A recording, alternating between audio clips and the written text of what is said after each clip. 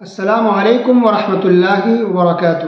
بسم اللہ الرحمن الرحیم، الحمد للہ والصلاة والسلام علی رسول اللہ وعلی آلہ واصحابہ اجمعین۔ عاشورہ کا روزہ رکھنے کی فضیلت۔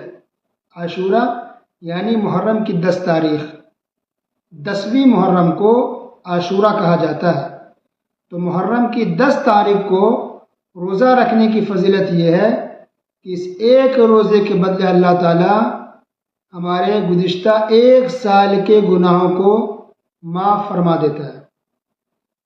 نبی کریم صلی اللہ علیہ وسلم نے ارشاد فرمایا، صیام یوم عاشوراء احتسب علی اللہ ان یکفر السنۃ التی قبلہ، کہ عاشورہ کا روزہ رکھنے کی فضیلت یہ ہے کہ مجھے اللہ تعالیٰ سے امید ہے کہ اللہ سبحانہ و تعالیٰ گزرے ہوئے 1 سال کے گناہوں کو معاف فرما دے گا۔ تو اگر ہم محرم کی 10 تاریخ کو، 10ویں محرم کو ایک روزہ رکھتے ہیں تو اس ایک روزہ کے بدلے اللہ تعالیٰ 1 سال کے گناہوں کو معاف فرما دیتا ہے۔ اللہ اکبر، یہ حدیث صحیح ہے۔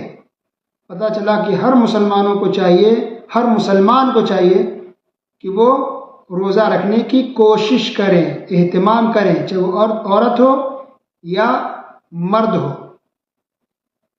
اور اس میں بھی بہتر یہ ہے کہ 9 محرم کو بھی روزہ رکھیں اور 10 کو بھی رکھیں، اس لیے کہ ایک دوسری حدیث میں اللہ کے رسول صلی اللہ علیہ وسلم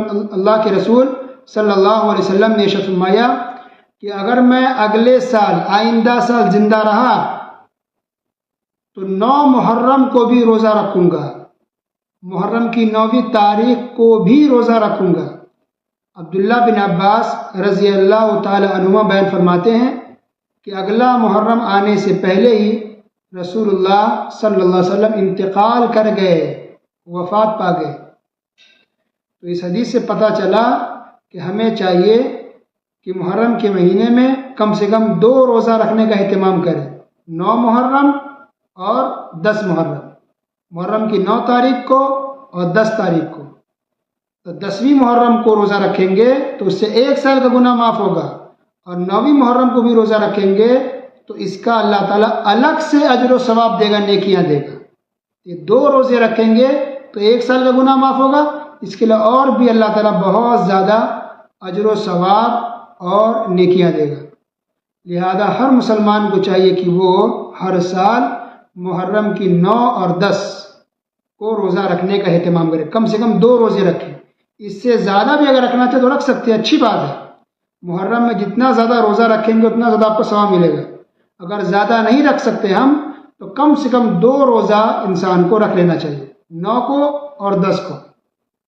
اللہ تعالی ہم تمام مسلمانوں کو محرم میں روزہ رکھنے کی توفیق دے، اور بطور خاص 9 اور 10 محرم کی 9 کو اور 10 کو روزہ رکھنے کی توفیق عطا فرمائے، اور اس کا جو اجر و ثواب ہے، نیکیاں ہیں، اللہ تعالی ہم تمام مسلمانوں کو اس کا حقدار اور مستحق بنائے۔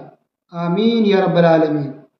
وصلی اللہ علی نبینا محمد وعلی آلہ وصحبہ اجمعین۔